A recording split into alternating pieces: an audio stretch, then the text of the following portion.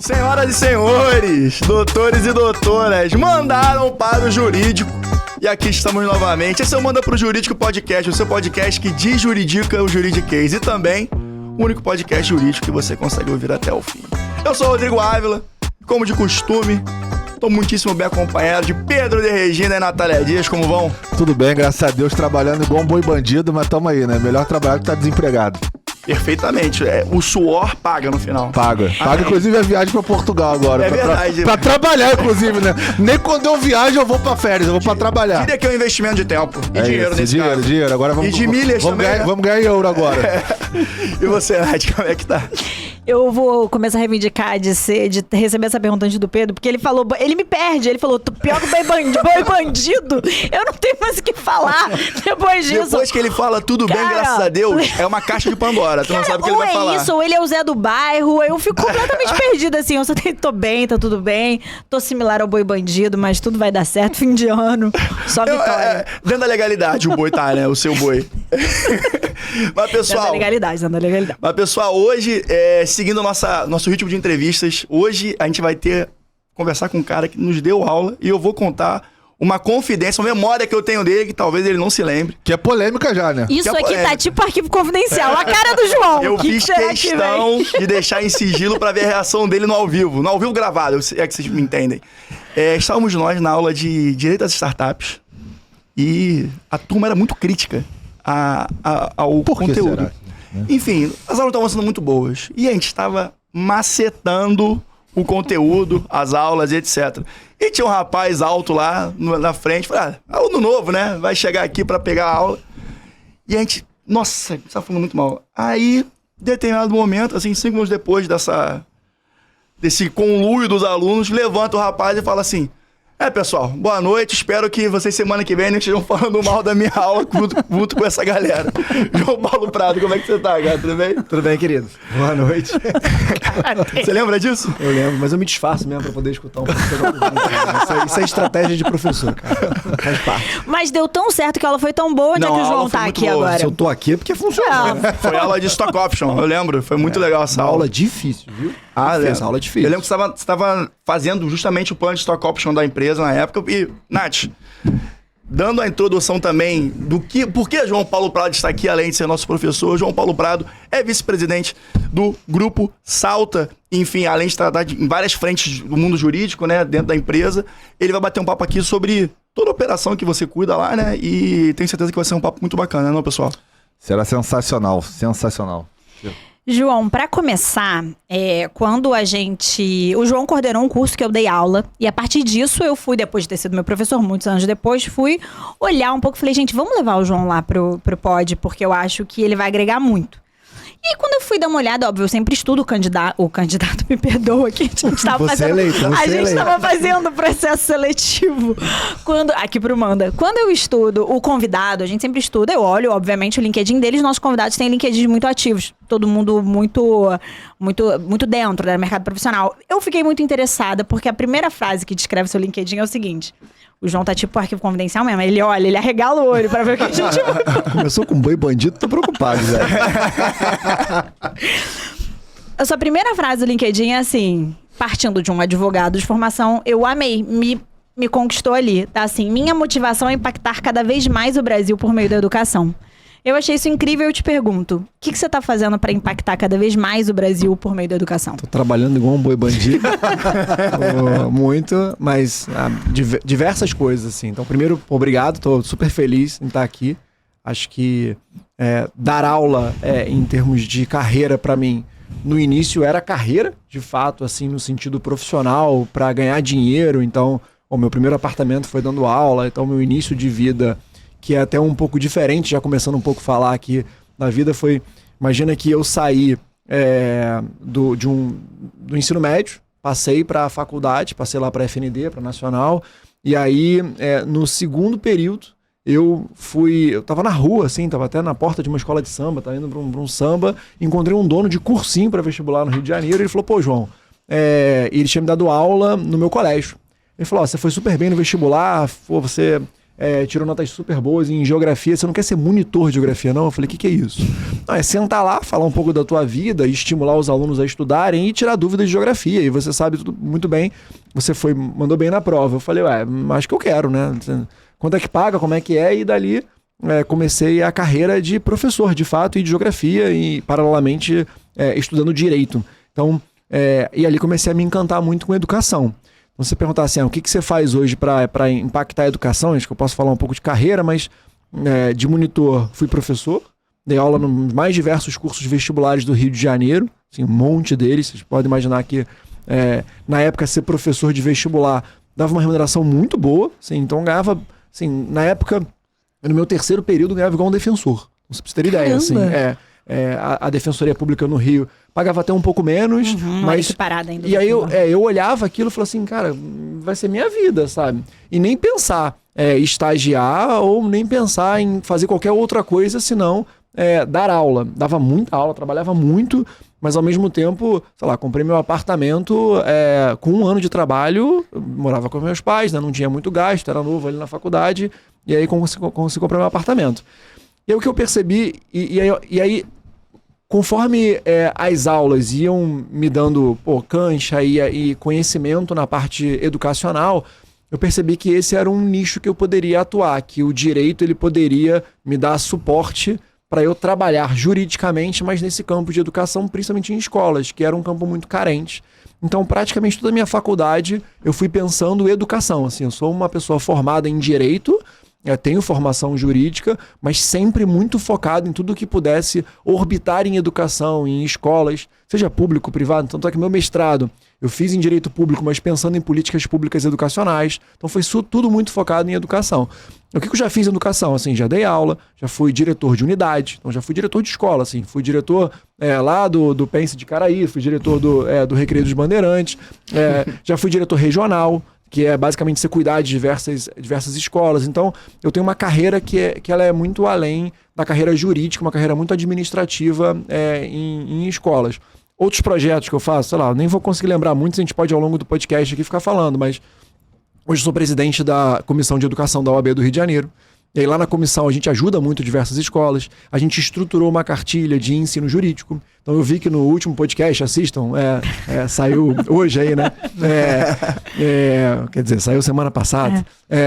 Mas vocês conversaram com o Pedro sobre implementação de educação jurídica para ensino, para educação básica. A gente já faz isso, assim, como cartilha, a gente apresenta isso para as escolas, estimula advogados a lecionarem em algumas escolas. Eu sou professor, fui professor por muito tempo, presencial, e agora faço online. Hoje são quase 20 mil alunos que assistem uma eletiva de direito nas nossas escolas lá. É uma eletiva de política, inclusive, são as duas que eu toco, são as duas frentes. Então, e isso não faço nem de longe por questões financeiras, é literalmente para conseguir trazer um letramento que eu considero fundamental. Aí, além disso, a gente montou muito recentemente uma associação de escolas também para reestruturar as escolas, participo de diversos projetos de política pública pensando educação. Então, tudo que envolve educação básica, eu acho que de alguma forma eu participo, seja pessoalmente, seja profissionalmente, lá no Grupo Salto. Pô, legal, João. E assim, pegando o gancho dessa questão educacional e jurídica, como que você enxerga o papel do departamento jurídico sob o ponto de vista educacional interno? De criar, por exemplo, palestras educativas, tratar sobre temas polêmicos como, por exemplo, assédio moral, assédio dentro da empresa. Como que você enxerga a função do jurídico disso internamente? Acho que minha carreira como professor fez com que eu sempre pensasse algumas frentes do jurídico como pedagógicas. Então, você perguntar assim, o que a tua carreira como professor te ajudou? Me ajudou em várias coisas. Me ajudou, obviamente, na imposição de voz, na eloquência, na capacidade da fala, né? Isso ajudou muito. Ajudou muito na minha lógica, né? Então, hoje, tudo que eu estruturo na minha vida é quase como uma aula. Você imagina que a aula tem 1h30, 1h40, então se eu tenho que entrar numa reunião, eu faço os módulos, eu entendo o que eu tenho que falar, que é meio e fim, qual é o objetivo, então a minha cabeça hoje, ela quase que pensa quase sempre como professor. Roteirizada como uma aula, né? Isso, sempre como uma aula. Assim. Então esse podcast na minha cabeça aqui, ele vai meio que... Ele vira uma aula de alguma forma, sabe? E lá no departamento jurídico, é óbvio que tem algumas áreas... como o M&A, por exemplo, que é uma área muito de projeto. Então você não consegue criar muitos vínculos com o magistério em si. Mas quando você pega o compliance, eu costumo brincar isso. Eu falo assim, olha, a gente precisa desmistificar o compliance para que ele seja menos punitivo, e para que ele seja mais pedagógico. Porque o ideal é que ele seja pedagógico. Quanto mais pedagógico ele for, menos punitivo ele vai ser. Mais Com intrínseco na cultura, né? Exatamente. Então, assim, hoje, não adianta, na minha cabeça, não adianta nada você escrever um código de conduta, seja para professores, depois a gente pode falar um pouco mais aprofundado disso, para professores ou para o administrativo, se você não tiver um processo de treinamento, que no final das contas é um conjunto de aulas, para que você leve a cultura da companhia para aquelas pessoas ali. Então, no jurídico, a gente faz muito isso. Só pra você ter ideia, a gente tem hoje lá o que a gente chama de escola de diretores. Como a companhia é uma companhia de growth, então assim, o crescimento é o que mais impacta a gente tem uma dificuldade de gente muito grande, pessoas, né? Então você imagina, pro ano que vem a gente deve abrir umas 50 novas escolas. Cara, 50 escolas. Não é só abrir, não é só fazer M&A, é você ter 50 novos diretores. É verdade. O mercado brasileiro nem tem isso. Sim. É ter novos professores. Então, todo ano a gente cria uma escola de diretores, que seja de pessoas de dentro da empresa ou até pessoas de fora, sejam elas diretoras ou não. Então, às vezes é um coordenador jurídico. Não, eu quero sair. Agora mesmo, a gente teve uma trainee nossa lá, que ela é jurídica, estudou na FGV, trainee jurídica, sempre trabalhou comigo no jurídico, estava fazendo mercado de capitais comigo lá. Ele falou, João, não quero trabalhar na ponta, quero virar diretora do PH. Então, e tá indo lá, assim, fez lá, vai fazer a escola de diretores, entrou lá como uma coordenadora do PH para trabalhar no administrativo, e ela quer fazer essa função. Então a gente tem uma escola que treina isso. E o jurídico tem uma frente atuante nessa escola de diretores, sabe? Que chegou alguém falando que é alguma autoridade, um oficial de justiça, que ele quer entregar um mandato, o que a gente faz? Ou chegou um fiscal de alguma coisa, como é que ele faz? Então, tem toda uma aula para estruturar e para apresentar para os diretores o que ele deveria fazer em cada uma das situações. E é engraçado que quando você dá uma aula sobre algo relacionado a direito, isso traz uma certa segurança para as pessoas, né? Então, você começou falando de juridiquês, né, Rodrigo? Assim, o juridiquês, ele afugenta, ele afasta as pessoas do mundo jurídico. Sim. E quanto mais afastado e mais desconhecimento, as pessoas têm mais medo. Receio. Então, cara, entrou um oficial de justiça na escola, as pessoas se borram de medo. E a gente sabe que não tem razão nenhuma para se borrar de medo. Vai lá, recebe ele, entende o que ele quer ali, se apresenta, mostra para ele se de fato ele tá na empresa certa. Então tem todo um procedimento ali. Então, no final de contas, a gente tenta quebrar um pouco esse paradigma, sempre com viés pedagógico. Foi engraçado você falar assim, oficial de justiça não precisa nem ser num grupo educacional. Eu já trabalhei numa multinacional e eu lembro que uma vez chegou um oficial de justiça que não era esperado, né? Porque às vezes tem uma ação que tá rolando, você já sabe mais ou menos que você vai ser citado ali ou intimado de algum ato. Mas não era esperado. E eu lembro que assim, tranca a porta da empresa, foi essa a instrução. Eu lembro que eu fiquei olhando e falei, cara, não é possível que eles estão fazendo isso. Tem um andar inteiro de advogado, estão mandando trancar o andar, não deixar o cara subir, tentar achar o diretor. Eu acho que o diretor na época tava almoçando. Cara, foi um barato avô de uma meia hora, assim, que as pessoas não sabiam o que fazer. Eu falei, cara, não é possível que não tenha um advogado aqui que vai descer e conversar com o cara. Ver o que o cara quer. Entendeu? Cara, a gente tá sendo chamado de quê? Você tá de quê? Que é isso? E assim, eu que desci. Falei, cara, posso descer? E aí eu lembro que, desce com a sua chefe, na época eu era estagiário e tal, desce com a sua chefe. Aí a gente desceu, tipo assim, no fundo era uma intimação de uma ação judicial só, tipo, não era nada demais, assim, sabe? Mas se criou um rebuliço absurdo por causa disso. Então, assim, não é algo exclusivo de alguém que não é só do direito, porque no direito também tem empresas que também acabam sofrendo com essas situações inesperadas. Mas é muito por assim, isso, né? A gente brinca de jurídica ao juridiquês, mas o afastamento causa esse temor, né? Não, com pelos certeza. riscos jurídicos, que muitas vezes são totalmente calculados e estão ali provisionados dentro da estratégia da empresa e tal. Por isso que é muito importante, qualquer iniciativa, seja dentro das instituições, das organizações, na nossa loucura aqui no podcast, falar de forma clara e simples também quais são os cuidados, quais são as providências que tem que tomar e que não é nenhum bicho de sete cabeças. Uma coisa tão prática também, né? Exato. Se você fica muito também no interno, às vezes você não sabe como é que a vivência prática funciona. E isso eu acho que é uma mescla que eu acho muito importante, principalmente no direito, né? Eu gostei que o Rodrigo falou temor. Temor é bom, né? A roupagem jurídica é uma roupagem revestida de um certo temor.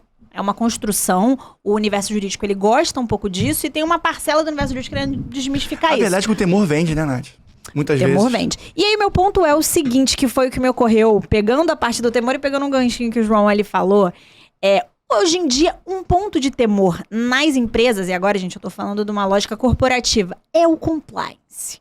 Porque o compliance, ele tá ali também revestido de um temor, ele tá ali também revestido de um pode, não pode, até que ponto é você sancionado, você falou do caráter pedagógico, óbvio que é muito mais interessante você tornar aquilo parte da cultura do que você sancionar seu próprio funcionário ou receber uma sanção externa, que é pior ainda. E aí, quando você fala de compliance em escola, é um ponto meio sensível. Sempre que a gente escuta falar disso, é sensível. João, como é que é essa relação entre compliance e escola e escolas, né? Porque você tá falando de um universo, você tá falando de possíveis 50 escolas só ano que vem. São quantas hoje em dia no total? Hoje são 200. Nossa, gente, que loucura. Quantidade de gente envolvida, é muita Não, coisa. e o crescimento, são 200 escolas, vai dar mais 50, um quarto. Vai tá ano que vem. São 17 mil colaboradores. Cara, isso é loucura. Como é que é essa sensibilidade de compliance dentro de uma escola? Dentro da escola? Então, não existia, né? Então isso é legal, assim. Na nossa época não existia. com Se certeza. pegar um pouco da nossa história lá, quando eu falo, eu comecei a carreira dando aula em um monte de cursos vestibulares no Rio de Janeiro.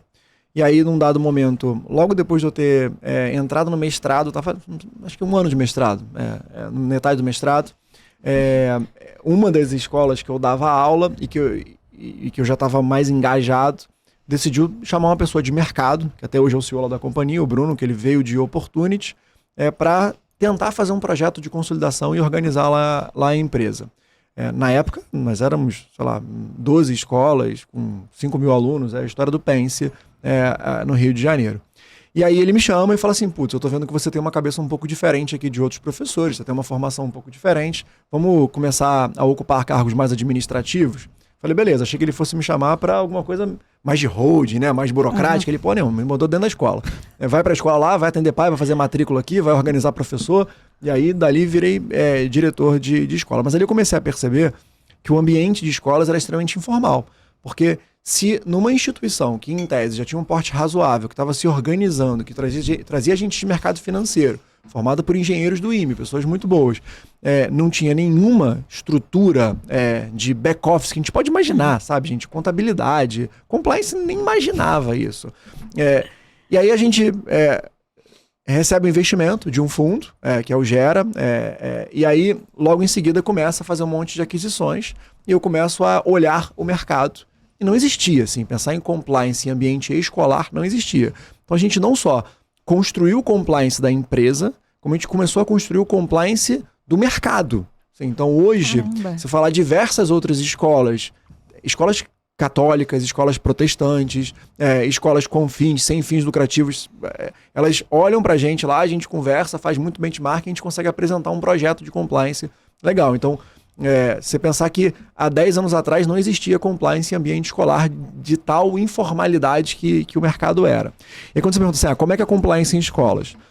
No início a gente tinha muito medo de implementar um compliance no ambiente escolar, principalmente com o professor. Com a parte administrativa, sempre foi mais fácil. Então, sempre na parte da holding ou do CSC funcionou bem.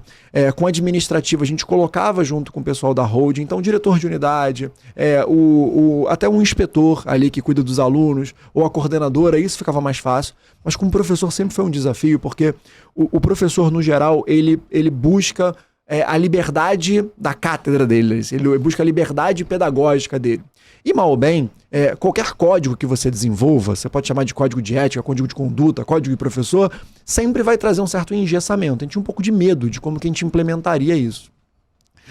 Sorte ou azar, a sociedade muda muito, e a profissão do professor em si, ela passou a ser uma profissão muito mais perigosa do que era nos anos 80 ou anos 1990. Muito, é verdade. Muito perigosa, porque o professor hoje ele é filmado, o professor hoje ele está muito mais exposto. Então hoje o professor, o que ele faz, ele se sente muito inseguro. Como se não bastasse todo aquele mote de falta de remuneração, falta de reconhecimento dos alunos, ainda tem o risco jurídico. Então a gente conseguiu implementar um compliance com os professores, criar um modelo de código de conduta e treinamento sob um discurso de que, olha, eu tô te protegendo. Porque a partir do momento em que você entender qual é a cultura da companhia, qual é o modus operandi da empresa e o que você deveria e não deveria fazer em sala de aula, você passa a agir em nome da instituição, não mais em nome próprio. Então você está protegido na física. Então, assim que a gente implementou os códigos de conduta, o nosso trabalho foi muito... E isso foi um trabalho pessoal. Assim, eu fui nas grandes reuniões de professor que iniciava o ano, apresentava o código, explicava o código e mostrava para eles que aquilo ali era uma camada de proteção para eles enquanto profissionais. Já que se eles seguissem aquele código ali, ficaria mais fácil. E com isso, o código acabou sendo muito bem recebido e eu acho que hoje é um grande sucesso. Ô, João, quando a gente está falando de escola particular, você tem os pais como componente do ecossistema. O compliance dentro de uma escola, ele tem uma relação com os pais? Existe alguma relação ou não? Então, a gente pensa o compliance para quem trabalha na escola, para funcionário em geral, tá? Acho que se você pensar numa amplitude maior, o aluno ele também tem o seu manual, né? Que a gente lembra isso, manual do aluno quando você entra numa escola, né? Hoje em dia nem chama muito mais de manual, mas existe um código de conduta do aluno, que é quase que um regimento daquela escola, que não deixa de ser um compliance. Só que isso é muito pedagógico. Então o jurídico nunca mete a mão nisso porque isso é estritamente pedagógico. É claro que a gente dá alguns pitacos, faz algumas revisões. Quer ver um exemplo? Jurisprudencialmente não dá para você expulsar um aluno por um ato único. Porque se você tenta expulsar o aluno por um ato único, parece que a escola quer se livrar do problema. Enquanto que, no final das contas, a função da escola deveria ser pedagógica, ajudar que o aluno resolva. É claro que chega um dado momento que a escola pode dizer, olha, tentei de tudo, e não está funcionando, não tem sinergia aqui nesse trabalho, então por isso eu acho que esse aluno deve buscar uma outra instituição de ensino. Então, às vezes, vem lá um manual do aluno, um código do aluno dizendo, se esse aluno soltar uma bomba no banheiro, ele tem que ser expulso. Cara, não adianta você escrever isso, assim, a gente até pode tentar depois conversar, mas não dá, porque claramente esse aluno vai conseguir um mandato de segurança, reintegrar, daí vem aquele discurso jurídico que o diretor de escola fica muito chateado, mas é um pouco isso. Então, assim, para o aluno e para os responsáveis, o compliance se comunica muito mais com o canal confidencial, porque alunos e responsáveis podem diretamente mandar mensagens pra gente, e eu acho que isso é um grande vetor. E isso a gente descobriu muito forte no compliance das escolas, tá? Eu acho que isso vale em todas as empresas, né? As empresas, elas criam camadas de defesa para seus funcionários. Então, você vê, vou pegar o meu exemplo aqui, mas é o diretor da escola que é muito amigo daquele professor e diz, não, ele nunca faria isso. E quando chega algum aluno denunciando para a diretora, como não é confidencial e ela já conhece, tem um relacionamento pessoal muito grande, ela tenta abafar o caso. Não tenta abafar por uma questão jurídica, uma questão procedimental, ou nem porque ela faz de má fé, é porque ela não acreditaria que aquele professor pudesse tomar uma atitude como aquela. E aí, nesse sentido, os canais confidenciais, os canais de denúncia funcionam muito bem. Porque é a forma da gente receber aquela denúncia, conseguir olhar com o olhar de quem está afastado, com o olhar de quem está olhando o fato e não necessariamente as pessoas. Então, os responsáveis são bem ativos nisso, assim, nos canais Agora, deixa eu fazer uma pergunta, já que a gente está nesse papo de compliance. Eu me formei numa das escolas do grupo Salta, que inclusive o João foi diretor da minha unidade, já estava formado, e óbvio que a gente fez uma conversa prévia e ele abriu a possibilidade de a gente bater esse papo de alguns casos concretos, né, de alguns, não sei se pode ser, não sei se escândalo é a palavra adequada, mas de alguns eventos que a gente tem que comentar. E, bom... Mas foi um escândalo, assim, então não posso falar. Foi trending topics no Twitter. Exatamente. Foi lá que eu descobri. Adequadíssimo. Foi lá que eu descobri. Que era falando sobre assédio a meninas menores de idade de alguns professores dentro dessa rede. E você estava lá. Nesse momento, você estava presente nesse olho do furacão. E aí, como é que foi a experiência nisso aí? Se você puder dar uma pincelada também nesse papo que rolou agora no Santo Agostinho, que eu também estudei. Então, quer dizer, eu acho que é complicado, né? O meu histórico aí das escolas. Mas, escolas excelentes, para Santo Agostinho e Pence. Sim, mas que estão passando por crises. O Santo Agostinho está passando pela crise agora e o Pence naquela época. Como foi a sua experiência lá e o que você observa dessa tua experiência dentro da educação? Cara, hoje, assim, imagina, né? Eu nasci numa empresa que era muito informal do ponto de vista de processos, que era muito pequena e familiar. Não era familiar, mas eram amigos, né? E essa empresa foi se reestruturando aos poucos para chegar a uma empresa hoje, que é uma empresa grande, preparada para abrir capital em determinado momento, quando tiver janela. Então, uma empresa que já está muito bem estruturada em termos de compliance. E óbvio que a gente faz esses planejamentos e a gente tenta sempre, em determinados marcos, estabelecer os processos, mas quando acontece um fato que nem esse, é uma revolução, né? Então a gente é obrigado a andar 50 anos em 5 minutos. É o efeito cisne negro, né? Exatamente, assim. Ali, o que aconteceu basicamente foi um conjunto de denúncias que desencadeou outras denúncias, muitas delas vindas do Twitter. Que viralizou, né? E ali, esse papo de canal confidencial é fundamental. Sim, hoje, quando eu faço uma reflexão, claramente o problema na época era foi não ter ausência. um canal confidencial. Se tivesse um canal confidencial, certamente a gente já teria atacado esses fatos de forma mais isolada e o problema não teria tomado a proporção, porque as denúncias não vieram em função de um fato isolado, vieram em função de diversos fatos e tentativas de solução dentro do ambiente escolar que não se resolviam. E de fato existiam. E existe até hoje, tá, gente? Na minha época existia. Existe até hoje, assim, assédio, seja assédio sexual, assédio moral, ele existe em todas as instituições. Para mim, o mais importante é a gente entender o seguinte: as instituições, elas têm que ter clareza do que elas aceitam, do que elas não aceitam, dos processos que elas impõem e do treinamento que elas fazem seus funcionários. Eu falei aqui, são 17 mil colaboradores, assim, desses 17 mil devem ser 9 mil professores. Assim, você acha que não vai ter um professor que vai cometer um assédio, seja sexual ou moral nas escolas? É óbvio que vai ter. O único ponto é que agora, se ele acontecer, existe um canal de denúncia para isso e a instituição, ela tem todo um procedimento e um treinamento para esse professor para deixar claro o seguinte: olha, se você está fazendo isso, é porque isso é uma atitude sua, não é uma atitude corporativa. Sim. A instituição, ela treina e ela pratica todos os dias uma cultura de não assédio. Ponto. Então, nessa época, a gente sofreu muito. Assim, Só óbvio. uma contextualização. De que ano é isso? Isso é... 2014, 15? 2015. 2015, provavelmente. Por aí. Provavelmente. Sim. Então, pra ter noção, me formei em 2010 e essa mensagem chegou a mim. Com 5 anos de formado. Não, chegou, quase me formando na faculdade. Chegou, assim, se espalhou pelo Rio de Janeiro inteiro. Começou em uma de nossas escolas, mas se espalhou por outras escolas nossas e por diversas outras escolas que não fazem parte do grupo, porque as pessoas começaram a se manifestar e a relatar casos que de fato aconteciam. Foi feito manada, né? A pessoa se sente encorajado pelo momento e fala. Todo mundo vai falando, assim, diversos professores sofreram duras sanções e foram expostos, porque aí quando vem a mídia são expostos. Ali a gente teve que criar um comitê de crise, obviamente. Então você cria um comitê de crise para resolver o problema ali, mas dali para frente, em termos de processo, em termos de estruturação do compliance da companhia, nossa, a gente melhorou muito. Tanto é que ali foi o marco zero ou não? A gente já pensava um pouco em compliance, mas é aquilo. É igual o LGPD hoje, né, gente? Claro. Assim, você pensa, você se estrutura, você faz todos os seus assessments ali, mas de verdade, a gente não tá preparado até a bomba cair. Claro. A bomba cai e a gente vai lá e mergulha de cabeça e começa a fazer. Então, acho que LGPD, a gente tá até um pouco mais de medo, né? A gente tá mais estruturada, maior, mas é um pouco dessa comparação. A gente sabia que compliance era um desafio, que precisava se estruturar melhor, mas isso foi, sem dúvida nenhuma, o gatilho para que a gente mergulhasse no problema. E eu perguntei o ano também, porque quando a gente fala de compliance é um tema que a gente fala, eventualmente aqui no podcast, você tá falando de quase 10 anos atrás, um cenário completamente diferente. Hoje em dia, canal de denúncia é uma coisa muito... É muito óbvio. Poxa, vamos implementar um canal de denúncia, é preciso implementar... Isso há 10 anos atrás, você falando num ambiente escolar, que é um ambiente até então, naquela época, pouco profissional. A gente não tinha grandes grupos, como hoje em dia tem o Grupo Salta, não existia. Então, você tem uma lógica de empresa muito, muito reduzida, uma visão de negócio muito micro, com algum tipo de situação que era um pouco... comum em várias escolas. A gente tá pegando um aspecto, mas isso acontecia. Eu sou de outra cidade.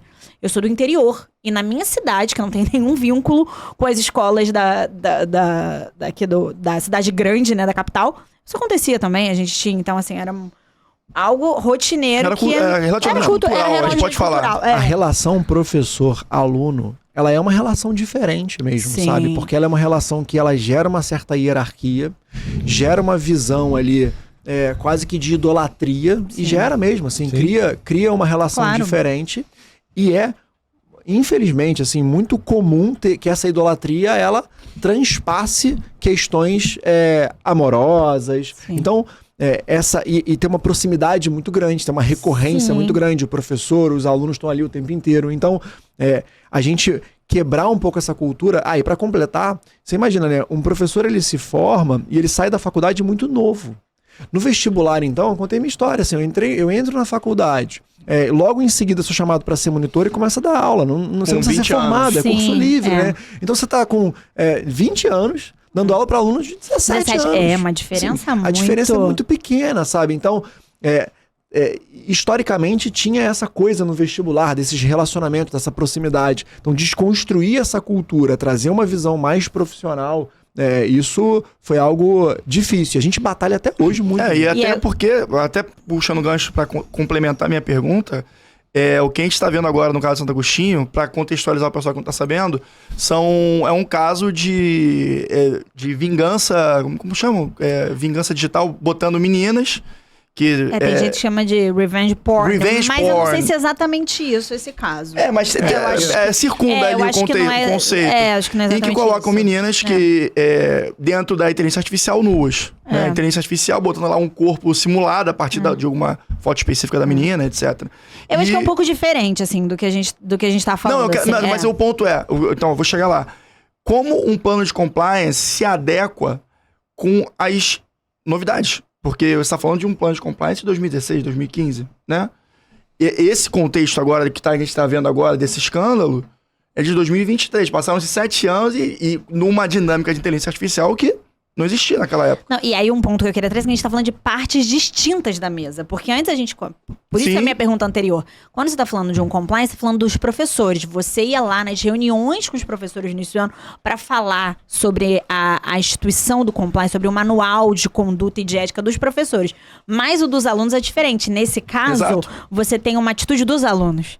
Então, é uma mudança de cultura óbvia, que tem a ver com o manuseio da tecnologia, mas também você tá botando uma outra pessoa sentada numa outra ponta na mesa. E outros elementos também, né? Tipo o Estatuto da Criança e Adolescente, por exemplo. Exatamente. Você tá falando de menores, né? Sim. Então, assim, eu acho que é um nível de delicadeza, olhando de fora, educação é uma área muito distante pra mim em termos profissionais, me parece até mais sensível. E assim, João, saindo um pouco mais do assunto polêmico das fofocas, indo mais pro jurídico, você falou do programa de integridade que você implementou, você falou também da questão de LGPD, do canal de uma ouvidoria, querendo ou não, que é sigiloso. Porque, por exemplo, eu já tive, quando eu fiz faculdade, a instituição de ensino que eu estudei, ela implementou um programa que você fazia avaliação dos professores. E ninguém fazia avaliação. E aí teve uma conversa com a coordenação, era não só avaliação, como também um canal de denúncia que naquele momento foi instalado. E aí... ninguém fazia avaliação, ninguém falava nada, o canal estava vazio, ninguém usava para nada. E aí, no meio do caminho, a coordenação teve uma reunião com os alunos falando, olha, vocês precisam preencher. No primeiro momento até falaram, vocês vão ganhar 0,2, assim, se vocês preencherem e tal, para incentivar os alunos a preencherem. Isso é completamente confidencial e tal. Só que surtiu um efeito que eu acho que não estava previsível para essa instituição de ensino. E aí, o que aconteceu? Os alunos que, de certa forma, criticavam ou denunciavam algum professor, vazou. E aí, quando você me falou que, por exemplo, tem escolas do grupo que tinham uma proximidade muito grande com os professores, o diretor, por exemplo, e ele não acreditava, e eu realmente acredito que isso é verdade, que ele não acredita que aquele cara que meu amigo que frequenta o Natal comigo, sei lá, eu tomo um vinho comigo aos sábados, fosse cometer um assédio, por exemplo.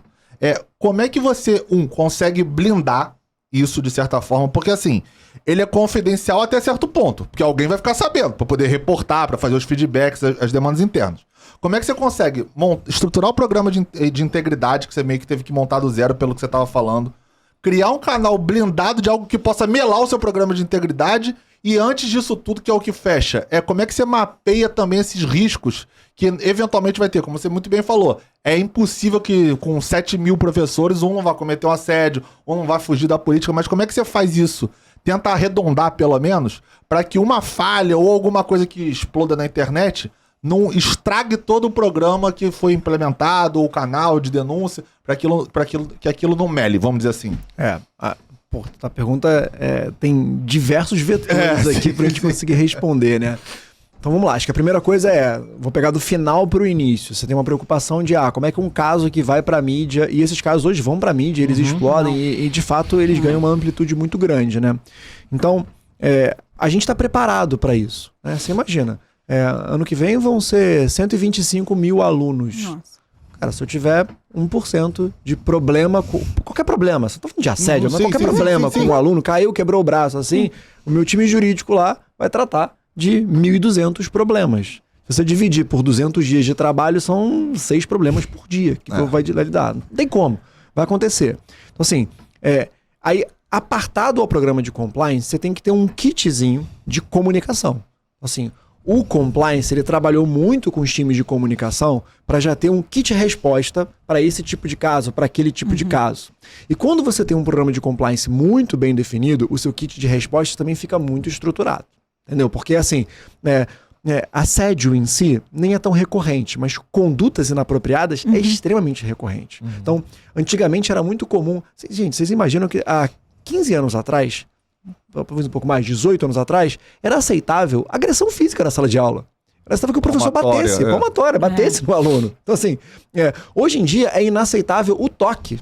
Toque, assim. Hoje em dia, os alunos, o nível de maturidade chegou a tal dimensão que o professor não pode chegar e mexer na nuca de uma aluna, encostar no ombro de uma aluna. Então, tem todo um procedimento diferente, né? Então, a relação da sala de aula está completamente diferente. Então, o primeiro ponto eu preciso entender que problemas vão acontecer, que esses problemas vão ganhar algum tipo de dimensão na mídia, mas que os meus processos, eles me blindam para deixar claro que o procedimento da companhia não é esse. Legal. E a minha comunicação, ela é muito bem feita já por causa disso. Então, assim, a conversa entre o compliance, o pedagógico do compliance e a comunicação já funcionam. E aí, em função disso, eu consigo proteger o meu programa de integridade. Porque... na verdade, não foi uma falha do programa de integridade, é uma falha humana. E falhas humanas acontecem. Você consegue acabar com as falhas? Não acredito. Assim, eu acho que a gente consegue reduzir. Tem bons indicadores para isso, mas é exatamente isso. Assim. E a resposta da comunidade em geral, e até dos jornalistas, e muitos deles até gostam de mensagens mais sensacionalistas, em geral é muito positivo. Fala, putz, você faz isso mesmo? Sim. Porque... na época que deu o problema lá, que o Rodrigo citou aqui, foi pior, né? Porque eu comecei a falar, não, eu vou fazer isso, depois que explodiu o escândalo, agora eu farei isso, agora eu farei isso, agora eu farei isso. Hoje em dia não é assim. Hoje em dia explode um escândalo e eu falo, olha... eu faço isso. Eu já fiz isso há tanto tempo, eu faço isso há tanto tempo, olha como é que eu me manifesto aqui, isso protege. Legal. Claro que com cada problema eu consigo aprender um pouco mais, mas acho que o primeiro ponto é esse. Segundo ponto canal confidencial e análise prévia terceirizada. Isso não dá para ser na companhia. Então a gente terceiriza isso. Já chega de forma anônima. É óbvio que dependendo do tamanho da unidade, eu consigo identificar, não tem muito jeito. Mas também não tem como fugir. A minha equipe de compliance, ela é uma equipe apartada até de mim, pra você ter ideia. Eu não olho o dia a dia do compliance. O dia a dia é feito por uma equipe que não se relaciona muito com as outras áreas. É óbvio que tá ali, mas até quando a gente fala de modelo híbrido, eles vão para a empresa no dia que o resto dos times não vai, assim. Então eu faço esse mix, tá? Só chega a mim casos que são casos mais graves para a gente poder fazer alguma análise ali. E a gente criou um modelo de comitês. Como são muitas escolas no grupo hoje, eu consigo criar comitês que não olham diretamente para aquela escola onde os casos aconteceram, mas que ao mesmo tempo tenham conhecimento de escola. Então é importante que num comitê você tenha professor, é importante que tenha professora, é importante que tenha negros, é importante que tenha todo tipo, a diversidade muito grande, mas principalmente uma diversidade que consiga olhar o ambiente escolar, tá? A gente tem casos aqui que são... olha que caso bizarro esse que eu recebi uma vez no canal Confidencial. Era um montão de print de conversa do Facebook, que é meio fofoca, é engraçado até esse caso. Conversa no Facebook e o cara falando assim pra ela, assim... Nossa, você já pensou o que você vai fazer quando você passar no vestibular? Porque você é inteligente, porque você é bonita. Acho que você pode fazer coisas melhores quando você passar no vestibular. Vamos nos encontrar num restaurante para te apresentar uma boa proposta? Vamos falar sobre...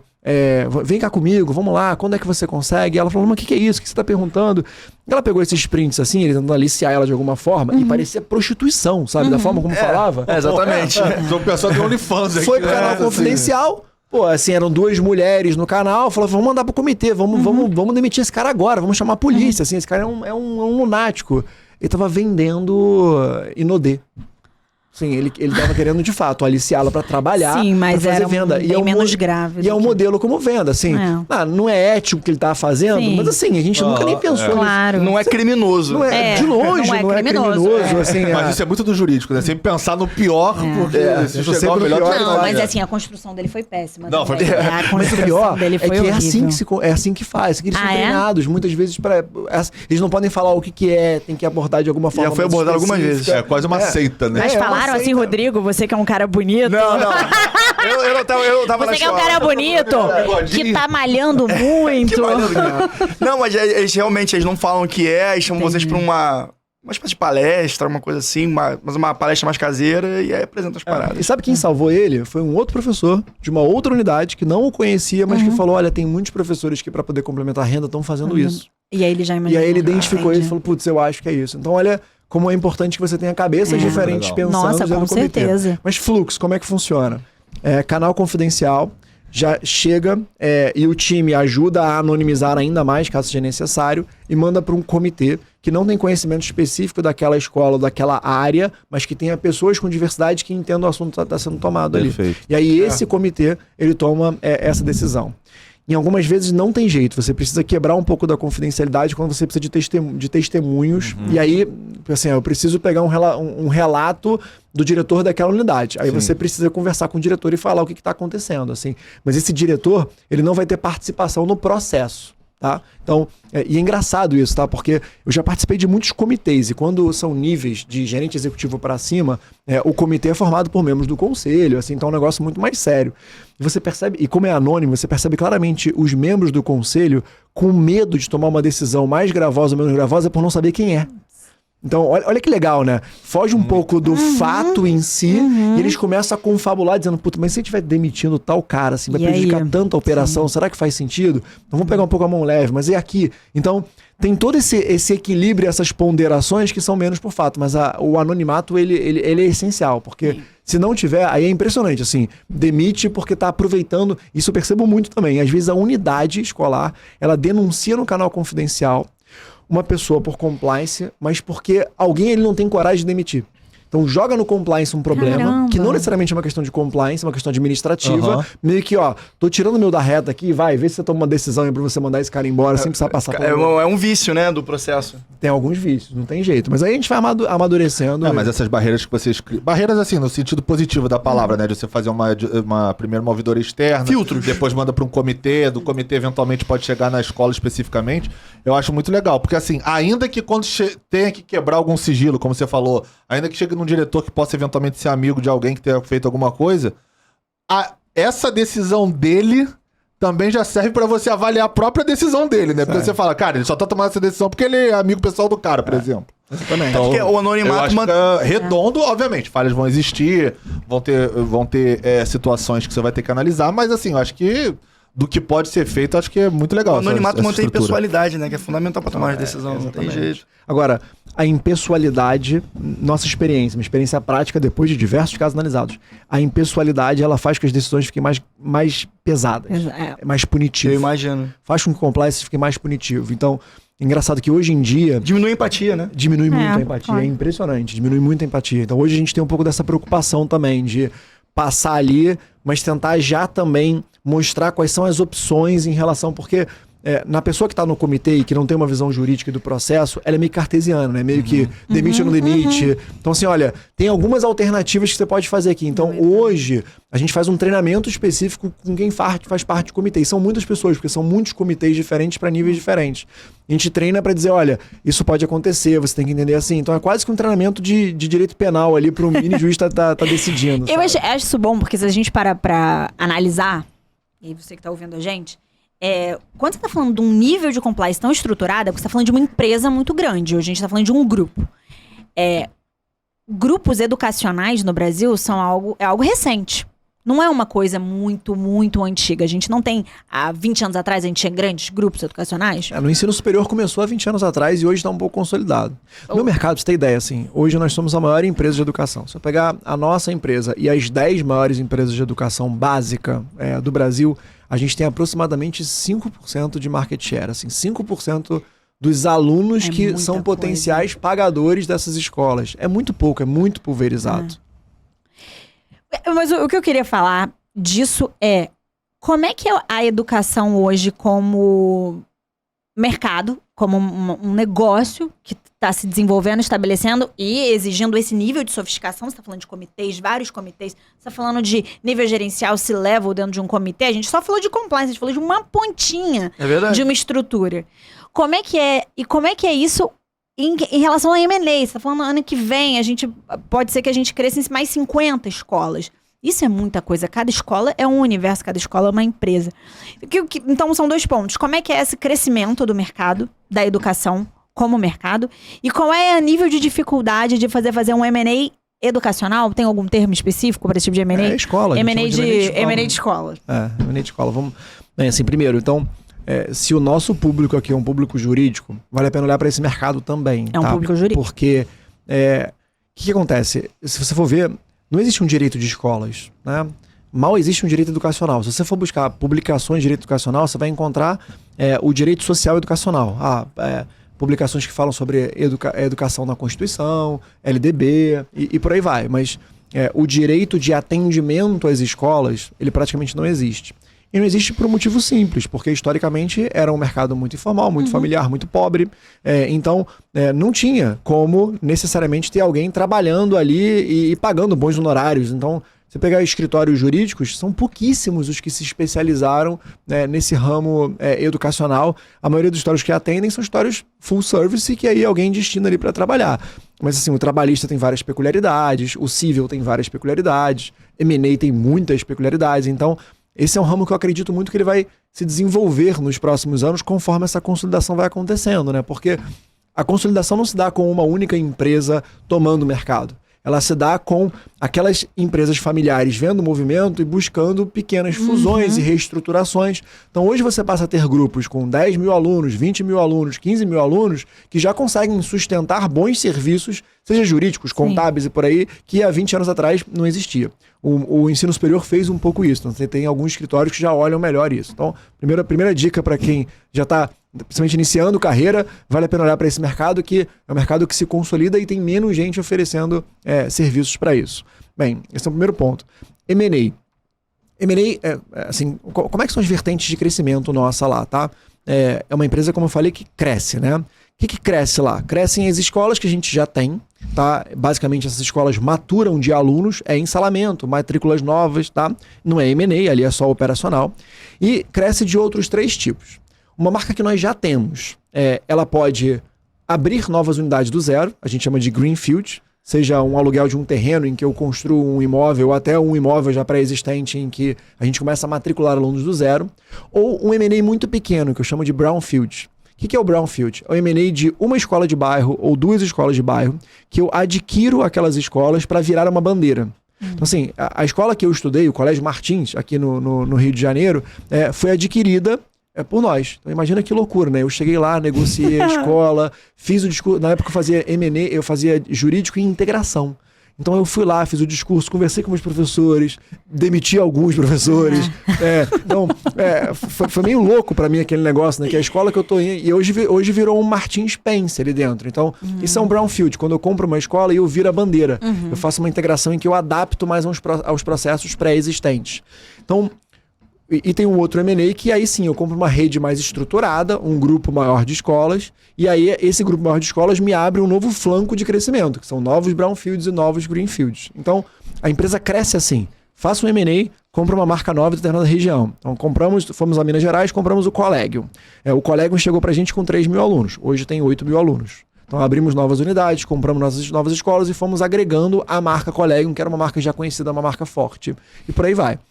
Então, eu faço 2 tipos de M&As completamente diferentes, né? Que eu faço um M&A em que eu olho uma escola muito pequenininha, com faturamento muito pequeno, e que eu estou olhando o potencial, é o ponto, é o prédio, a localização ali para fazer uma virada. E esse M&A ele é muito pouco técnico, porque eu lido com alguém familiar. A preocupação dessa pessoa muitas vezes é o legado da escola, muito mais o aluguel do imóvel que é dele do que o preço do M&A em si, como é que vai ser a integração. Então é um M&A que as negociações elas pairam para discussões que a gente nem acredita aqui, que são discussões de picuinhas, muito menos de valor financeiro, mas assim, aí a bolsa do meu neto, você vai manter a bolsa do meu neto ou não? O que fazer com a minha marca, assim, o nome da escola vai permanecer ou não vai permanecer? Então esse é um tipo de M&A, e esse a gente faz muito, mas muito, assim.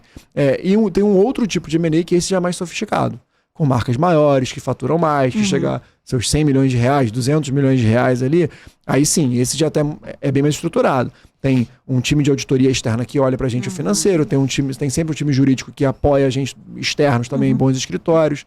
Do outro lado, tem assessores financeiros também que nos ajudam. Então, esse M&A já é um papo mais técnico. Ele também entra em aspectos familiares muitas vezes, porque são escolas familiares, mas já tem um arcabouço, uma estrutura bem melhor. Hoje existe no business plan de vocês uma ideia de amadurecer uma marca para vender? Ó, essa marca que a gente tá pegando para amadurecer ela, aumentar ela, dar projeção e vender? Não. Não tem, assim. Então, na verdade, a gente acabou vendendo 2 marcas do nosso portfólio em termos de história. Aí vale um pouco explicar também um pouco da história ali.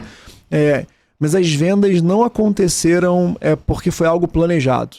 Na verdade, aconteceu por circunstâncias. Eu posso até contar aqui rapidamente circunstâncias.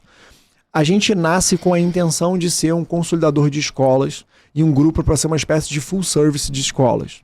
E full service, basicamente, hoje seria administrar as escolas e ter uma editora que produz material didático, sistema de ensino para as escolas. Sistema de ensino virou um grande negócio no Brasil e é um negócio que cresceu muito mais rápido que o de escolas, necessariamente. Então, tem 2 grandes companhias que até abriram capital no exterior, em Nasdaq, que são a Vasta, que é a Somos Educação no Brasil, e a Arco Educação, que é a do Ari de Sá, lá de Fortaleza. Eles abriram capital lá nos Estados Unidos e consolidaram esse mercado de sistema de ensino. Que esse sistema de ensino, basicamente, é como se fosse o livro que a gente está acostumado. Eles vendem apostilas e uma série de serviços para as escolas.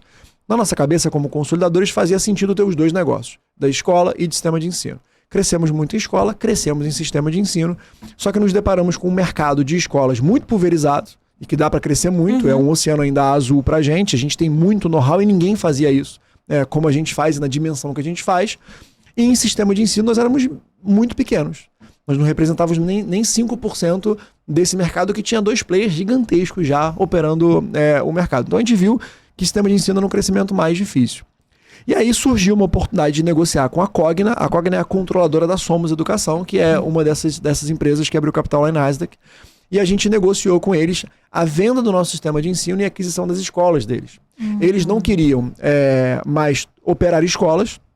E a gente também já tinha entendido que, 1, por questão de competitividade e 2, por questão de foco, não fazia muito sentido a gente ficar operando o sistema de ensino. Com isso, nós compramos diversas escolas da Cogna e vendemos o sistema de ensino. Então, essa venda do sistema de ensino foi um primeiro movimento de venda na lógica da especialização lá que a gente estava buscando. Logo em seguida, a gente fez um outro movimento. E qual foi?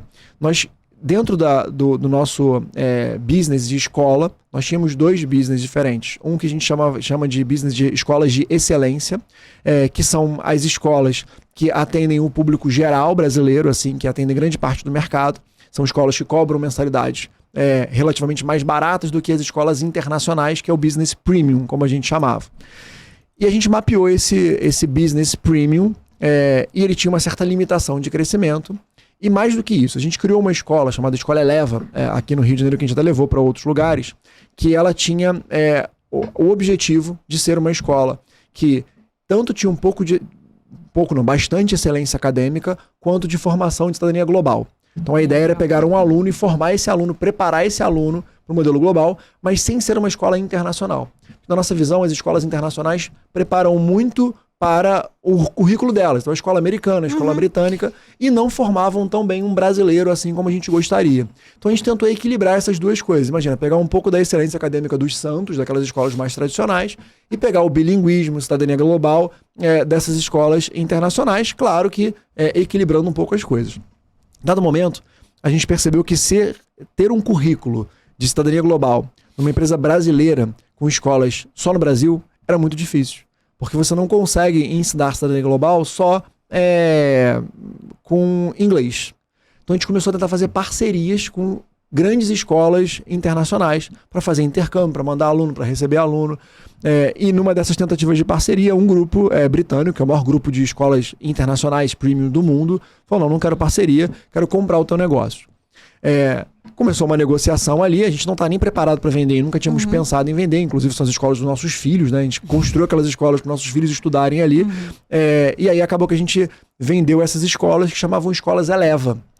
E quando a gente vende as escolas Eleva, uma das exigências do comprador, e faz todo sentido, é falar, olha, a sua holding não pode mais chamar Eleva, porque não faz sentido eu operar uma escola que chama Eleva e vocês continuarem com a holding Eleva. Então nós acabamos trocando o nome da nossa holding para Salta, então aí vira o grupo Salta Educação, que hoje é o maior controlador de escolas, é o maior grupo de educação básica do Brasil, são escolas espalhadas pelo Brasil inteiro. Então no Recife tem CBV, Motiva, aqui no Rio tem o PH, espalhado pelo Brasil inteiro tem o Elite, em São Paulo tem o Ângulo. Então são marcas muito fortes de escola pelo Brasil inteiro, mas que atuam nesse nicho, que é um nicho mais médio, que não atua no nicho de internacional. E é um nosso modelo de expansão.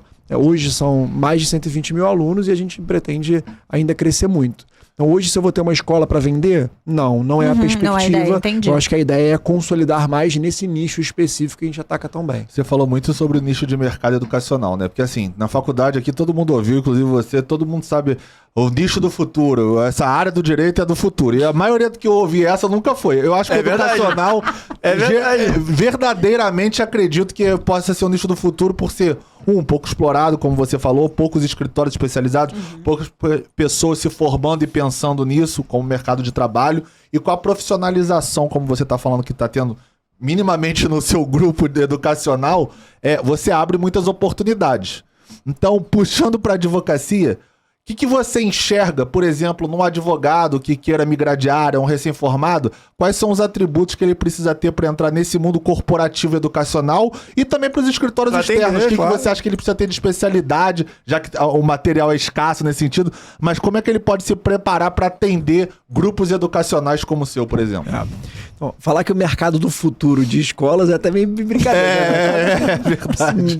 E no mundo cada vez mais novidades. Mercado jurídico educacional. Exatamente, mas é verdade, porque eu acho que é o primeiro momento em que, de fato, o mercado passa a ter dinheiro. E aí, quando passa a ter dinheiro, quando passa a estruturar, surgem oportunidades de negócio. E profissionalização também, Isso, profissionalização. É aquilo. Agora, as escolas têm que ter compliance. Você viu? O caso Santo Agostinho. O Santo Agostinho tem que ter um compliance. Vai ter que contratar já contrata, mas um bom escritório para assessorar. Um escritório, contador até que você falou também. Um bom contador. Então, isso é necessário. Assim. Então, vamos lá. Primeiro, quando a gente pensa num profissional para trabalhar no nosso mundo corporativo ali, eu acho que não é diferente do que o mundo corporativo contemporâneo tem buscado, não, sabe? Eu acho que é um profissional menos letrado no direito e menos focado no direito, no hard skills ali, e mais focado naquelas soft skills, né, no curso que a gente trabalhou lá, porque isso hoje é o que a gente mais valoriza, tá, Pedro? Assim, quando eu faço um processo seletivo, quando eu olho alguém que eu vou contratar, eu acho que o aprendizado hoje, o conteúdo está cada vez mais fácil. E claramente, quando o mercado se estrutura, os serviços técnicos terceirizados passam a te atender mais. Então eu cada vez preciso de pessoas que entendam menos do jurídico em si, porque eu vou ter algum escritório técnico que vai me ajudar, mas que passem a entender do negócio, que passem a ter alguns skills que são necessários no mundo corporativo. E aí são diversos, né? Assim, capacidade de comunicação, capacidade de trabalho em equipe, pensamento crítico. Então o que eu espero hoje dos meus advogados lá e do time que trabalha comigo, então hoje, por exemplo, eu estou misturando todo mundo de M&A com jurídico. Assim, a minha gerente lá de societário, cara, ela já está entrando no front de negociação, literalmente, porque ela precisa entender do negócio. Eu coloco ela dentro de uma escola para ela entender como é que se estrutura uma escola. Então, para trabalhar com a gente, para trabalhar num grupo desse, ainda mais um grupo educacional, entender de escola todo mundo entende, porque todo mundo passou pela escola. Todo mundo sabe o que é escola, né? Então a gente já viveu isso. É verdade. Então, ponto interessante. Esse é um ponto legal, porque todo mundo entende do negócio. Todo mundo sabe como é uma sala de aula, a relação com o professor. Então, eu acho que ter um pouco desses soft skills, entender como que você consegue atuar no mundo corporativo, porque mal ou bem o teu mundo pedagógico está na sua cabeça. Você entrou na escola, saiu na faculdade, então eu acho que no corporativo isso. Já para atendimento em si, aí eu acho que tem que dar uma estudada mesmo. Aí eu acho que é hard skill, tá? Porque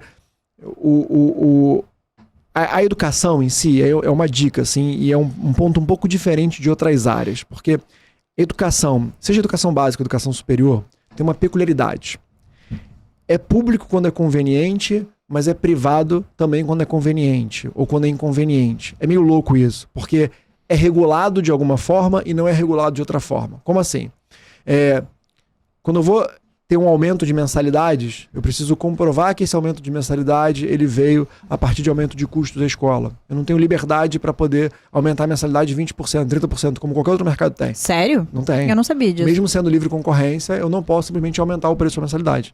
Existe uma lei de mensalidade escolar. Então uma escola que cobra tipo 14 mil de mensalidade, ela comprovou ao MEC? É ao MEC que ela Então, submete? ela não comprovou que ela tem que cobrar 14, mas se ela sair de 14 para o ano que vem e quiser cobrar 20, ela vai ter que comprovar o porquê que ela está saindo de 14 para 20. Vai ter que mostrar que... Então, a largada da escola é fundamental, porque eu posso começar cobrando quanto eu quiser. Entendi. Posicionamento de mercado. Ali que você vai Isso é setar muito o seu estratégico, mercado, né? né? É ali que você vai Momento do setar seu business plan. mercado. Se é uma Exatamente. escola de Mas tem um 2 mil ou ponto. de 7 mil. Como é que você, por exemplo, aí voltando ao que você falou, você tá comprando uma escola. E aí você compra a escola do Rodrigo. Eu tô comprando a escola do Rodrigo. Boa pergunta. gente. Legal, a escola do Rodrigo cobra R$2.000 de mensalidade. Só que, porra, eu quero fazer um rebranding dela, uma repaginação. Ela não vai ser uma escola que é um Santo Rodrigo, vai virar uma escola bilíngue, ou uma escola mista, como a Eleva, por exemplo. Como é que eu faço assim? Então, beleza, agora eu não posso mais cobrar 2.000, tenho que cobrar 5. Isso tá justificável dentro da lei, vamos dizer assim? Não. Não, né? Não consigo fazer. Se for um brownfield, o meu modelo ele tá Ele tem que se travado.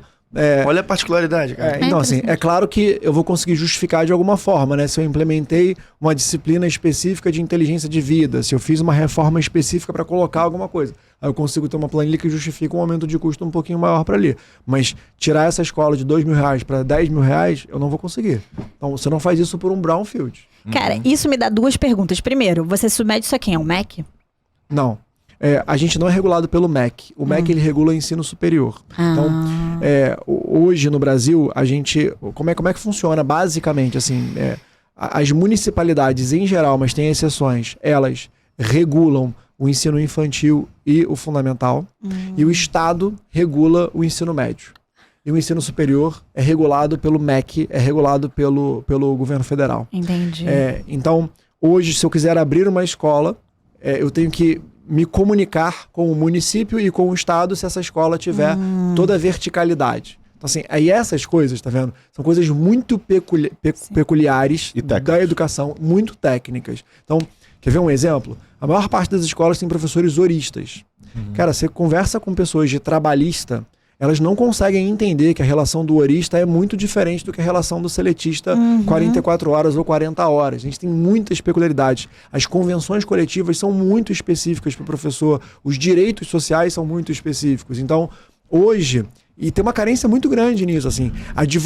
Escritórios que olham para esse mercado e conseguem, de fato, compreender essas peculiaridades. São Em poucos. geral, hoje a gente tem que quase que ensinar para os Ensinar os escritórios. A escola dos diretores tem a escola dos advogados, Vai ter que né? fazer uma escola de advogados. A gente chegou a criar um curso lá na OAB, que foi um curso disso assim, Direito para Escolas. Que Acabou legal. que foi uma turma, não tive tempo de tocar aquela turma, mas justamente para isso, assim. Óbvio que não dá.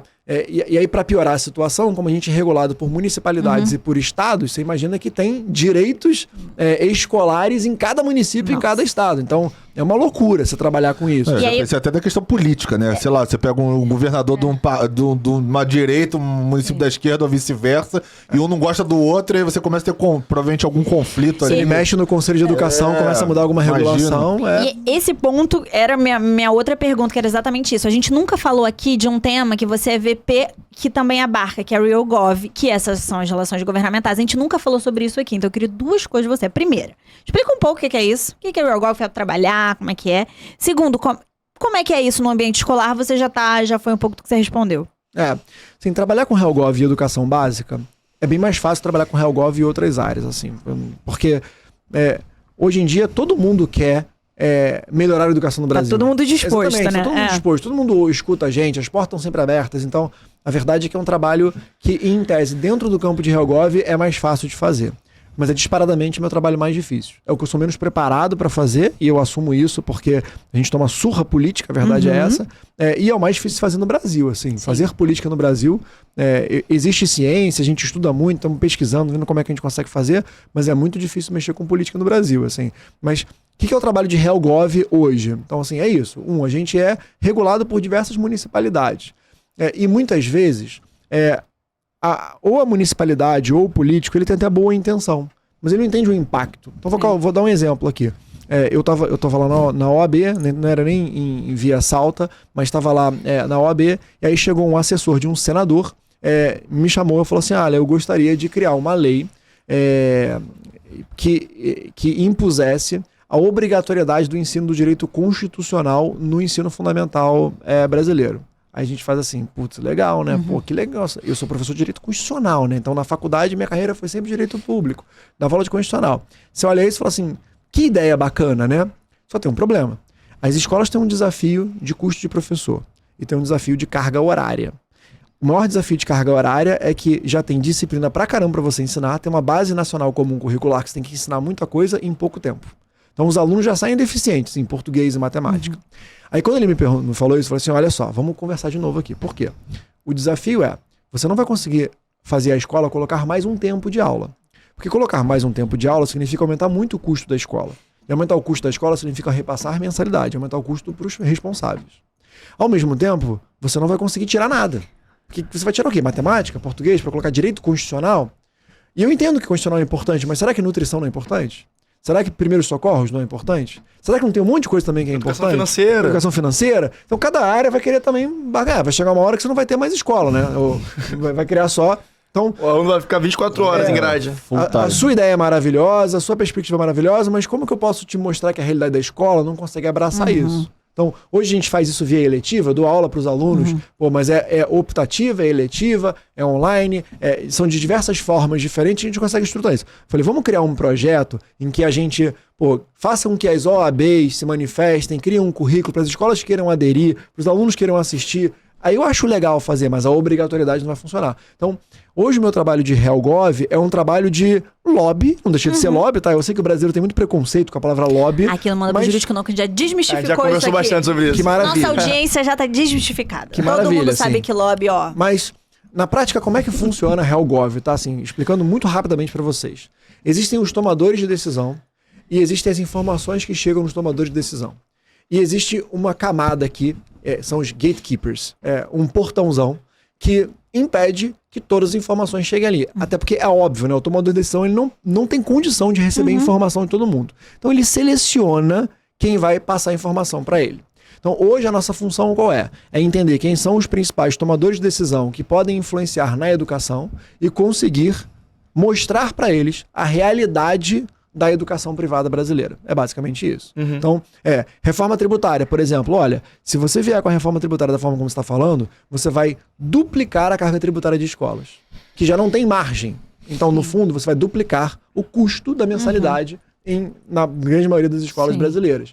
Não funciona. Então a gente mostra os números que a FGV produziu, a gente mostra os relatórios, a gente mostra que essas escolas não operam com margens tão boas como outras, porque são empresas familiares que têm dificuldade, e ali a gente consegue convencê-los que eles têm que dar um desconto de alíquota de 60%, como veio no Congresso lá. Trabalho da Breduc, trabalho nosso com o ensino superior, mas é basicamente isso. Assim. Então é um lobby positivo, mostrando a nossa realidade de mercado, tentando extrapolar o gatekeeper e tentando ser uma dessas pessoas que influencia ali esses tomadores de decisão. Foi alguma audiência pública que foi convocada nesse sentido, ou vocês simplesmente tiveram que fazer o lobby mesmo para mostrando em dados e números, olha, cara, se vocês fizerem isso vai viabilizar, até porque você não deixa eu subir a margem, eu tô regulado. Então assim, você tá criando dois problemas, um inclusive para você, né? A lei de mensalidade ela traz duas coisas muito bizarras, tá? Uma, eu não posso aumentar. Assim, então, se a demanda estiver muito alta, vai fazer fila. Assim, quando a gente inaugurou a Escola Eleva em Botafogo, no Rio de Janeiro, a gente fez uma precificação, na nossa cabeça era uma escola cara, mas no primeiro ano foram 325 vagas e 900 pessoas em fila de espera.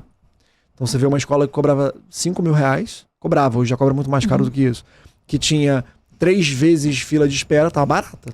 Você pensar no conceito de barato ou caro, demanda de mercado, tá barato. Sim, tá barato, porque tem muita gente. E você não pode aumentar preço. Famosinha lei da oferta e da procura. Exatamente. Né? Então, em qualquer outro mercado no ano seguinte, seria 20% de aumento, 30% de aumento. Lá em qualquer outro, nesse mercado não funciona.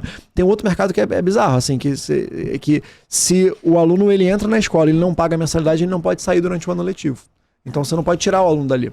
Você pode cortar luz, você pode cortar gás, você pode expulsar do hospital, do leite hospital. Mas da escola não pode, porque ele não pode perder o ano letivo dele. Então, os níveis de inadimplência de uma escola, o que mais quebra a escola hoje é a inadimplência. Justamente por isso, assim, porque a última coisa que alguém que está em dificuldade financeira vai pagar é a escola, porque não tem impacto nenhum, então não vai pagar mesmo. Então, não tô criticando aqui não, acho que tem um fator pedagógico grande, beleza, acho que tem um desequilíbrio em relação ao mercado, mas é muito regulado em relação a isso.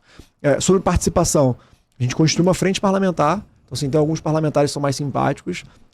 Eu fui convidado para a audiência pública do Senado para falar em impacto do tributário da educação. Então você vê, é tão aberto que a gente ainda é fraco comparado com outros grandes mercados. Então, assim, se me comparar com petróleo, com saúde, assim, não tem... Nosso nível de esforço é uma associação que ainda é pequena, assim, que tem um orçamento muito pequeno.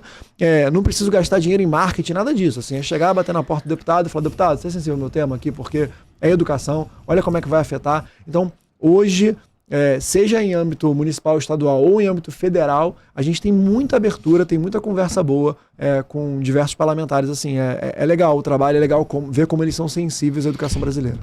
Pô, legal. E a minha pergunta é até pra fechar aqui, ir fechando um pouco do nosso podcast, que a gente já tá batendo a nossa hora. Nossa, gente, poxa, eu tô aprendendo tanto Não, aqui, tá muito legal. cara. Acho que até pelo fato dele ser didático, por ter sido professor, facilita muito a nossa Nossa, mas compreensão muito e mesmo. gera o interesse, né? A curiosidade. Que bom. A minha pergunta é justamente no sentido de passos futuros, assim.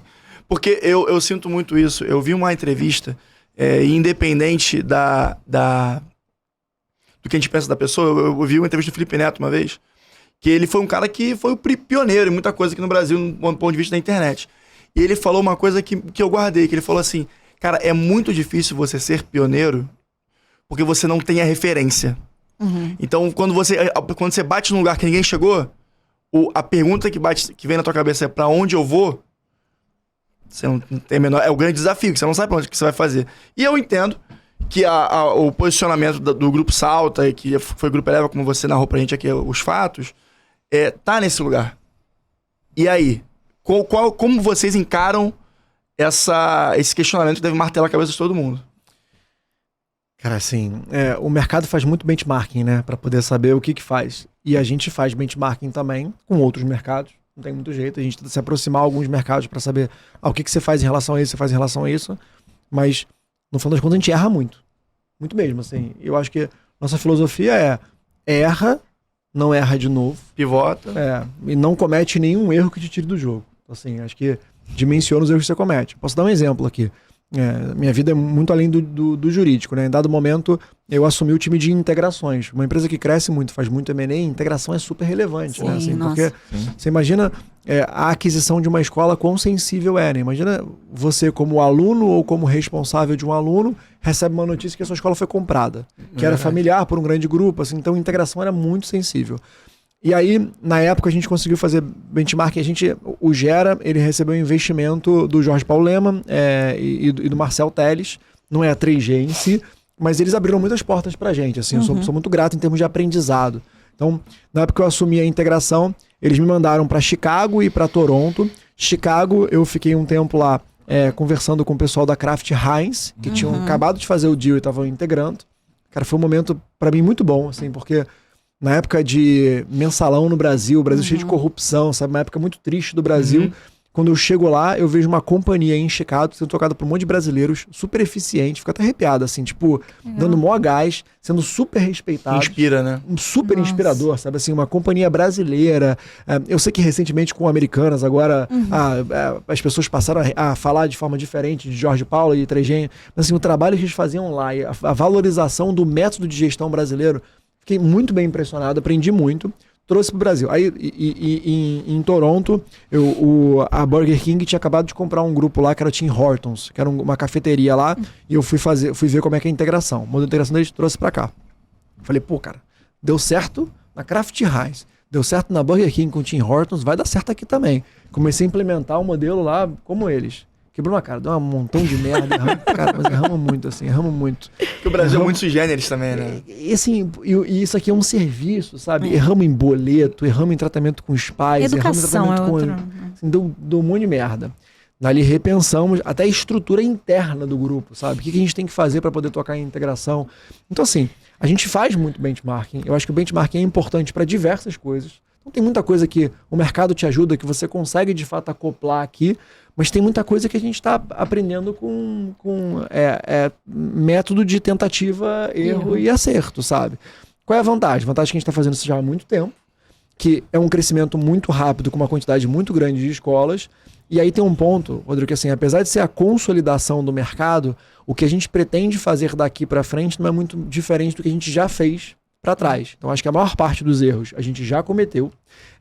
Óbvio que tem novas tecnologias, novos projetos pedagógicos, a escola em si é algo dinâmico. A sociedade muda, né? Muda E muito. a escola Claro. é um produto disso também. Exatamente, mas eu acho que a companhia em si, ela não vai mais mudar o seu modus operandi. Então eu acho que agora tem que fazer alguns ajustes finos, mas não tem muito mais o que fazer em termos de benchmarking, e por isso que eu acho que eu aposto muito na empresa hoje.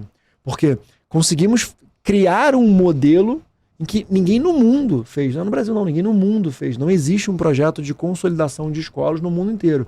Claro que a educação brasileira privada é peculiar, o público se enfraqueceu, então, mas não existe uma outra companhia que nem a nossa. Provavelmente a gente é a maior, não tem essa métrica, mas provavelmente nós somos a maior empresa em número de alunos do mundo. Então, assim, você imagina, assim, não tem. Agora, e isso faz com que a gente tenha uma barreira de mercado muito grande nesse projeto de consolidação. Por isso que eu aposto tanto no crescimento da empresa daqui para frente.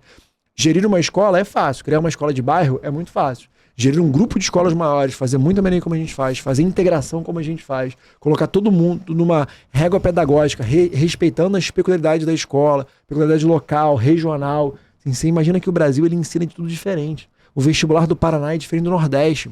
O Rio de Janeiro cobra uma coisa completamente diferente e tem um apego diferente. Quilombola no Rio é super forte. Cara, no Sul não existe pensamento em quilombola. A geografia não ensina isso. Então, a gente já conseguiu fazer esse mapeamento de Brasil.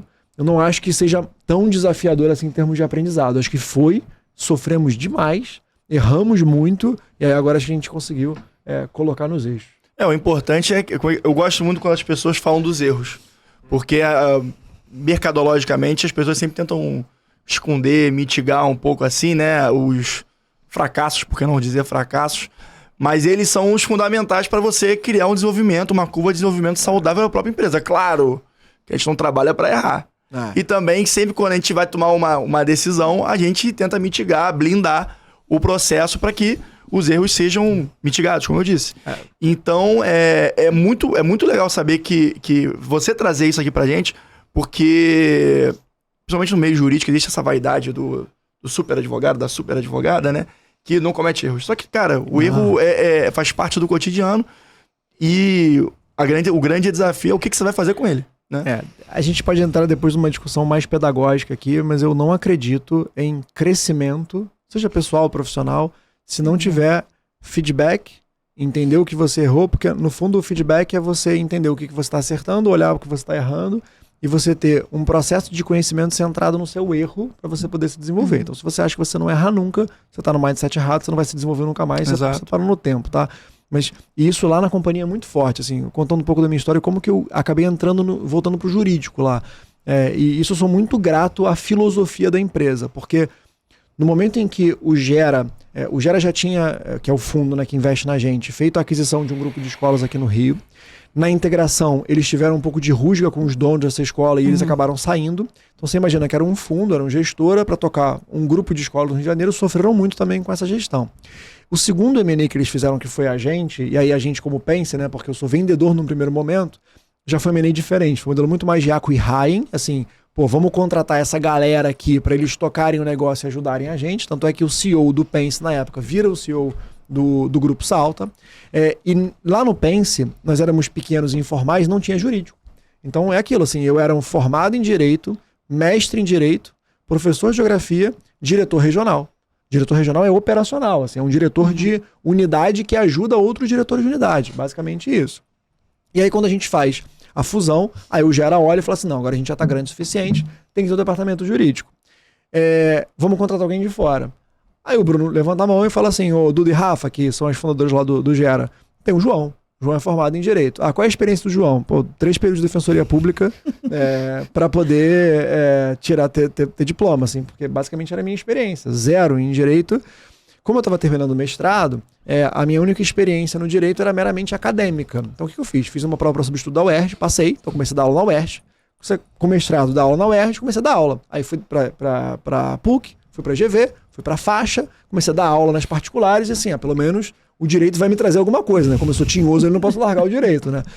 E aí elas olham e falam assim, eu falei, nenhuma, assim, o que você sabe de, assim, cara, tenho conhecimento técnico, acadêmico, mas não entendo nada. Aí elas olharam e falaram assim, mas ninguém no mercado entende nada de escola mesmo, porque não tem um direito Como você conhece o negócio. Você conhece o negócio, vamos lá. Cara, fizeram um negócio brilhante comigo. Foi assim, a gente sabe que você vai errar muito.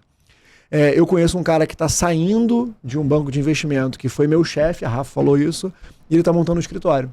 Vou pagar para ele ficar 3 meses, 3 dias na semana contigo em determinado horário, para ele ser o teu coaching aí, teu tutor. E aí depois dos 3 meses a gente faz uma avaliação e vê se você vai conseguir pegar o ritmo ou não. Cara, assim, eu só errei durante 3 meses, só me mostrei com vontade de aprender, foi basicamente isso. Por isso que a gente fala assim, o que precisa para poder entrar lá? Cara, se eu exigir conhecimento técnico, eu vou estar sendo uma maior contradição na minha vida, né? E aí depois de 3 meses, esse cara virou e falou assim, eu acho que ele é dedicado e tem capacidade de aprender e vai se desenvolver. E aí lá naquele momento eu assumi uma gerência jurídica, eu não tinha nem diretoria. Aí virei diretor jurídico, virei vice-presidente, sempre trabalhando muito com outras áreas. Eu cheguei a ser CEO do grupo, cheguei a tocar toda a operação do grupo durante um ano e meio, quando o CEO foi demitido. Assim. Então, sempre fui muito coringa, mas aí, a partir de então, comecei a me especializar um pouco mais no direito, estudar um pouco mais. Então, assim, a minha trajetória lá foi de muito erro. Juridicamente, então, e até hoje eu converso com o escritório e falo assim, gente, assim, me ensina. Agora mesmo, estamos fazendo um M&A de um conjunto de escolas que está em recuperação judicial. Cara, entrei lá e falei assim, não sei termo técnico nenhuma, não sei nada. Me ensina aí, galera, assim, o que eu tenho que entender aqui, o que eu tenho que estudar para conseguir não tomar a pior decisão, não expor a gente a risco e me ajuda nesse negócio. Então, é isso. E tem um exemplo especificamente que foi, a gente estava fazendo 2 M&As assim, que eu estava mergulhado em época de pandemia, trabalhando muito, e um deles tinha um covenant com venda de uma participação. Foi quando a gente vendeu a participação da Escola Eleva, e esse covenant era um gatilho de uma debênture de 120 milhões de reais. Que eu perdi o controle, os 2 M&As, e aí a gente estourou o gatilho. Imagina eu ligando pro meu chefe e falar, cara, errei aqui, não apresentei esse covenant, estamos com um gatilho aqui e vai liquidar uma debênture de 120 milhões de reais aqui de uma hora para outra, sabe? Ou bateu aqui, e ele apertou, tá? Ele apertou, assim. E aí, eu me lembro até hoje, assim, eu ligando pro CEO, pra chairman e pra Duda, na época que era co-CEO, falando, cara, foi erro meu, me desculpa, eu perdi esse controle aqui. E aí tomei um esporro, obviamente, mas, beleza, João, olha o quanto de coisa tem no seu prato, aí a gente entendeu, vamos lá, como é que a gente controla pra não errar mais e vamos seguir assim. Então, essa gestão de erros e aprendizados. O cara liquidou Sim.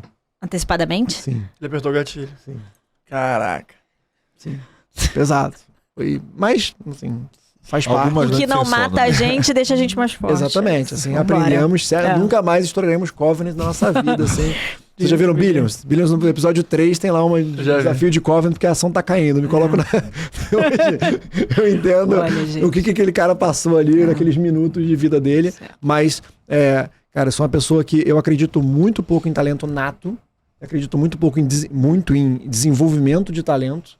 Eu acredito demais que o desenvolvimento de talento e aptidão se dá a partir da análise dos seus próprios erros e ganho de conhecimento. Assim, para mim, é isso que eu passo para o meu time lá e assim que eu estruo minha vida.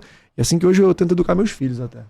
Alguma coisa a agregar depois desse compartilhamento? Não, acho que fechou bem, né? Perfeito. Suar, cair dentro, se esforçar, se preparar para poder errar, lapidar, cumprir melhorar os desafios, ainda que tenham erros no meio do caminho que são naturais de acontecer. Na verdade, eu escrevi outro dia um trecho no meu Instagram para falar de uma sociedade que eu faço parte, não tem nada a ver, mas usei a Adélia Prado, aí o João Paulo Prado me remeteu, que é um trecho que a Adélia Prado fala assim: a minha mãe achava o ensino a coisa mais bonita do mundo, mas a coisa mais bonita do mundo é o sentimento. E eu vejo muito sentimento na sua carreira, eu acho que se dedicar para a educação, de que forma foi ganhar dinheiro com isso, sim, é incrível, é de um sentimento enorme. Então, João, brigadaço, aprendi muito aqui. Acho que 90% do que você falou eu não sabia. Obrigada. É verdade. Que bom. Então, senhoras e senhores, doutores e doutoras, declaro encerrado mais um episódio incrível do Manda Pro Jurídico. E, bom, como não disse no meio, porque o papo tava bom, Vou reforçar para vocês nos seguir nas redes sociais, @mandaprojurídico.pdc, tanto no TikTok quanto no Instagram, além de Manda Pro Jurídico Podcast, nas principais plataformas de áudio e vídeo.